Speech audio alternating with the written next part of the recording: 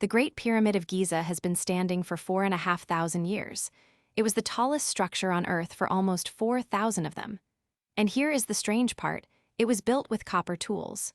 No steel, no concrete, no cranes in the modern sense. Just copper, rope, ramp, and an absolutely unreasonable number of people who apparently had nowhere better to be. Now look around at what we build today. The average American house is designed to last about 50 years. IKEA furniture, famously, is not designed to last at all. The phone in your pocket was engineered with a 2-year replacement cycle baked into the hardware before you ever touched it. Somewhere between the pyramid and the flat-pack bookshelf, something changed. Not just in what we build, but in what we believe building is for.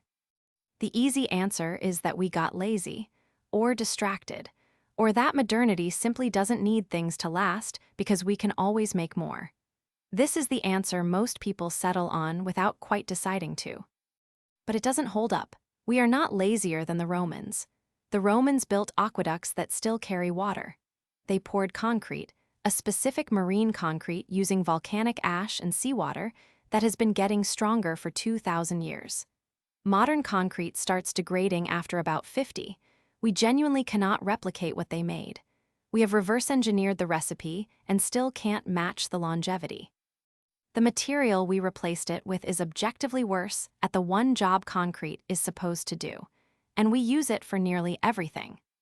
So it is not laziness, and it is not ignorance. We have more engineering knowledge than any civilization in history. We can put a rover on Mars and watch it drive around in real time. We absolutely know how to build things that last. We just stopped deciding to. In 1954, a man named Brooks Stevens gave a speech to an advertising conference in Minneapolis. He coined a phrase that would quietly restructure the entire material world. The phrase was planned obsolescence. Stevens defined it as instilling in the buyer the desire to own something a little newer, a little better, a little sooner than is necessary. Note what he said there. Not sooner than it breaks, sooner than is necessary. The goal was not to build things that fail. The goal was to build a culture in which things that work perfectly well feel inadequate, in which the 2-year-old phone feels old, in which the 5-year-old car feels embarrassing, in which the perfectly functional kitchen feels dated because the handles are the wrong shape. This is not a conspiracy. It happened mostly in the open, argued for in business schools and trade journals, and it made a kind of ruthless logical sense. A product that lasts forever is a product you only sell once. A product that needs replacing every 3 years is a product you sell indefinitely. If your goal is continuous revenue, permanence is your enemy. The pyramids were not built by an economy that needed return customers. There is a concept in economics called the discount rate. It is, roughly, how much less you value something in the future compared to the same thing right now. A high discount rate means the future matters very little to you. A low discount rate means you are willing to sacrifice now for later. The ancients, in architectural terms, had a very low discount rate.